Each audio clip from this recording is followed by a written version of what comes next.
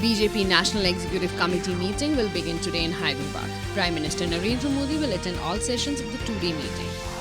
BJP National General Secretary Tarun Chowk said that the National Executive Committee meeting is being held in Hyderabad after 18 years. Ahead of the meeting, BJP President JP Nadda held a meeting of General Secretaries yesterday evening.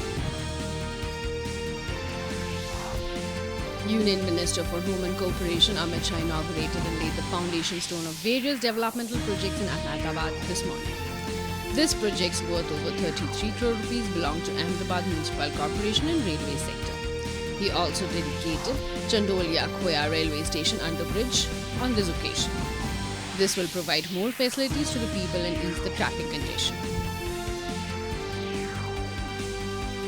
Defence Research and Development Organization yesterday successfully carried out the maiden flight of autonomous flying wing technology demonstrator from Aeronautical Test Range at Chitrangurga in Karnataka.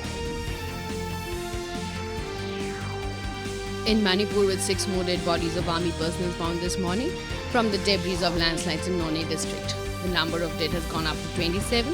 Rescue and search operation is being carried out by Joint Task Force with the local volunteers.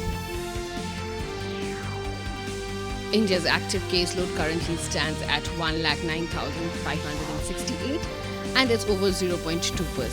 Meghalaya has recorded 29 new cases. Total active cases stand at 102.